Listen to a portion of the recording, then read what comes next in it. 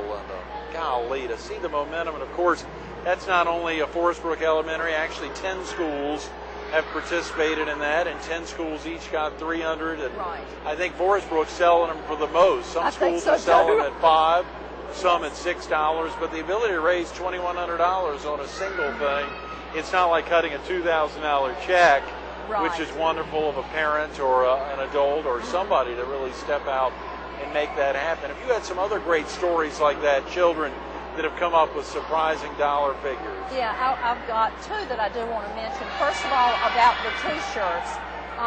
This morning, I had a student who was in the first grade, and he has been there every day wanting to buy a T-shirt, right. but could not come up with the money. And this morning, he came up to me, and he dumped his book bag on the floor in the front hall and gathered up quite a few coins, and he handed me the coins, and he said, "Is this enough for a T-shirt?" Wow. And I said, "I don't think it's $7. And I said, "But let's spread it out and see." And when he spread it out, it was 91 cents. Oh, boy. And a person that works in our school was walking by, right. and he took the child over to him, and he slipped him $7 because he knew right. that this child had been here every day wanting one, and he said, "Don't tell anybody where this $7 came from, but go get yourself a T-shirt." Oh, that's great. And so I did take the 91 cents because I wanted the child right. to feel that he had been a part yes. of saving babies. That's tremendous. That's a great story. Wow. That's a great story. May I tell you one more story? Yeah, please. We've got about 10 minutes. Okay, absolutely. Good. I will tell you two more things. Yeah, then. please. One more story is several weeks ago, I went to, on a Saturday, I went shopping down at Lee's Farmers Market yes. In the Murrells Inlet area. And when I walked in to buy some vegetables, I thought I recognized a voice. And so I looked around, and lo and behold, there is one of our students, a 5th grader, Colin Lee, who is a 5th grader at our school. He has set up a table in Lee's Farmers Market, and he is selling chips and soft drinks that were donated to him by Lee's. Wow. And he is selling these items and asking people to help him save babies. No. I was overwhelmed because I didn't know anything about that. Yeah, sure. And so he had taken that initiative himself to do that, and I asked him if he was going to be there the next Saturday, and he said yes. And I told him I would come back and take his picture, which I did. Oh, great. Well, send that to us. We'd like to get that in the paper. Yeah. That's tremendous. That was really great. Please, send that to the Herald. I'd love to get it. I'm sure all the papers would run that, the Sun News, all the community newspapers of the beach. That's tremendous. Down at Lee's Inlet, or that's not the right. Farmers Market. The Farmers Market, yes. Which is that easy to find for yes, viewers? Yes, it's right on 17. On 17, yes. bypass, not yes. out on the creek side, but on the other side. That's right. great. Yeah. And they're open on Saturdays. They are. Well, great. Yes. And of course, he's got until tomorrow, so folks could still come out maybe yes. today. He may be doing that even during the day. That's well, exciting. no, because he has to be at school during the day. Oh, yes, so, that's right. So it's just a yes. weekend thing. Well, this Saturday was his last chance, but I'm sure was. he did very well. Yeah. That's exciting. And one other thing I would like to tell you that makes a real difference at our school and personalizes the walk quite a bit is that when the children turn in their money, they get a wristband. And all of these bands have been donated to us by Conway Medical Center, and they take the wristband and they write the name of a baby that they are walking for. Oh, boy. And it can be a baby that hasn't been born yet, but let's say their mother is pregnant. Right. It could be a baby that has been born and was premature. And even this time we have a little boy who's had a little sister born 2 weeks ago, and she did not make it. Oh, no. And so he has asked anonymously if some children could walk for his little sister, and has even given us her initials that we can put on our wristbands.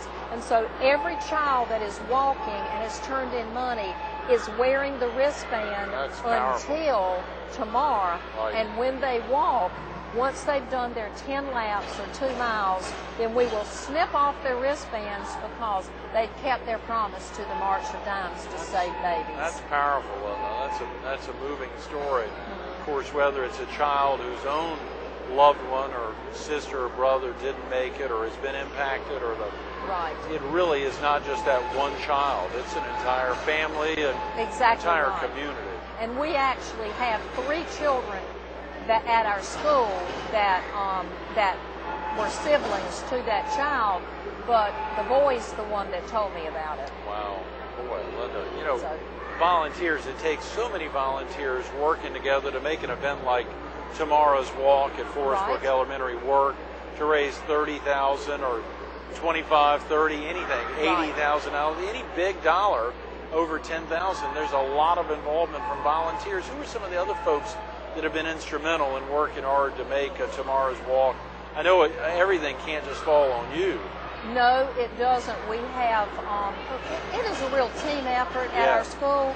And for the past few weeks, we have special things that we do on Fridays. Right. Like we've had Chips for Children Day, in which we've sold at recess some snack items. Right. We've had sodas to save babies. Right. We have tomorrow we're selling Little Debbie cakes for Little Debbies for little ones. Right. And so we've done that kind of thing. We also, our PTA has been very helpful to us because they will provide us with over 5,000 lollipops for our walk tomorrow, because what will happen is when our children go out and do the walk, they have to do 10 laps to keep their promise to the March of Dimes. 2 miles. 2 miles. And so every time they make a lap, they get a lollipop to prove that they've done that lap. And so by the time they do their 10 laps, they all have 10 lollipops. Wow. And that's their proof that they've done them, so they don't get mixed up on how many they've done. Right. And our PTA, all of the wonderful parents in our PTA provide those 5,000 lollipops. That is incredible. Y'all may even run out of lollipops tomorrow. We did last year because we had more people show up than we expected. So it may be 5,000 or 6,000 we need this year. You couldn't just have people show up though tomorrow. I mean, people need to get in touch with you ahead of time if they wanted to be out there tomorrow. Having a lot of kids. Of course, you'll have a lot of parents out there, but if a viewer was interested, even to come out and watch. Oh, we would love for people to come out and watch. Good, to come out and support. Yeah, and one of our parents, Pat Taylor, is a local DJ, and he is donating his services tomorrow, and so he will be providing music for the walk, so that while our children are doing their walk, they'll be listening to some of their favorite music. That is tremendous. Tori Mackey with the Grand Strand Miracle League was with us a couple of weeks ago, and she was sharing that on the Saturdays of the spring games and even the fall games, that because they're playing out near all the Myrtle Beach High baseball fields or softball fields, a lot of kids will come and surround the field and cheer on the players. So it's such a great thing to be able to have folks there. And you've got 400 or 500 kids out walking. I'm sure that's something worthy of cheering, particularly walking to save babies. Yes, and most of our teachers will be walking too, because they want to be a good role model for the students as far as saving babies, but also giving back to the community and showing that we're a very caring school. That is tremendous, Linda. You think about stories like all those that you shared and the things that motivate the children. Has it been the personal stories of classmates, even anonymously, that have motivated them the most, you think? Or do you think it's just understanding the prematurity fight that's gotten them to really raise those dollars? I think it's a lot of personal stories that they have, because one of the things that I do with the children is I teach guidance classes, and every child in the school comes to my room once every 3 weeks for a guidance lesson. And the guidance lesson in February was on the March of Dimes and why we walk for the March of Dimes. And then we have children tell us about some of their personal stories. And then, so that personalizes the walk. And some of them even have themselves on the wristband because they're walking because they're so happy the March of Dimes was there to help them be alive today. Wow, that is tremendous. That is tremendous, Linda. I don't know what We're to say. We're very excited. It is a wonderful thing that our children and teachers and volunteers all do. Absolutely, to see that kind of a turnout. And for you, Linda, what prompted you at an early age, or was it at an early age, to get excited and get involved and help drive this train? Well, I've always been very much involved in civic kind of activities. And when I came to Forestbrook 6 years ago as the guidance counselor, they had been, the March of Dimes had been a charity that they had supported, mainly with donation kinds of things and buying the little booties that you put on the wall in the cafeteria, some of that stuff.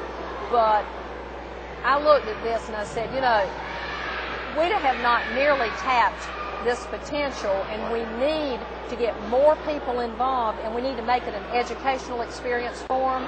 And it fits right in with what I try to teach them as the guidance counselor about caring for other people and how we treat other people. And so I would say that my involvement has been a growing kind of thing. I've never had a personal issue with it, and I hope I don't. Let's pray you don't. Thanks so much for being with us this morning, You're welcome. Linda. Good luck tomorrow. Thank you. Stay tuned to more Carolina People with Linda Puckett coming up next. How often do I get a guest that we don't find anything about them, where they're from, where they're going, what got them here? What an exciting opportunity to highlight. You heard Linda talk about it, not having a desire to ever have prematurity impact her or her family, but she has been impacted. All the kids around her, all the students, so many of the parents that in their own ways are impacted. She has been impacted personally, and she's doing something about it. She's making a difference. She's working with all the volunteers that'll make tomorrow's Forestbrook Elementary Walk a success. You can get out there and be a part of it, at least as a bystander. Forestbrook Elementary is on off of Forestbrook Road between Highway 501 and Highway 544. Real easy to find. The walk's at 245. Get out there. Stand on the sidelines. Support the kids, rain or shine. It's a tremendous opportunity. They're trying to raise $30,000 tomorrow. That's not $3,000, not $300, $30,000 in one day over the course of a lot of days to make it a successful walk, saving babies together.